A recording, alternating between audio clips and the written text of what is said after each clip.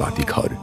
এই মুসলিম উম্মায় ছিল জ্ঞান বিজ্ঞানের উৎকর্ষতার শীর্ষে, ছিল সভ্যতার আলোকবর্তিকা। উত্থান ও পতনের মাঝখানে একটি নির্ভরযোগ্য সেতু আছে, তা হল শিক্ষা। শিক্ষা শুধু ডিগ্রি নয়, শিক্ষা মানে দৃষ্টিভঙ্গি, শিক্ষা মানে দায়িত্ববোধ, শিক্ষা মানে একটি আদর্শ প্রজন্ম গড়ে তোলা।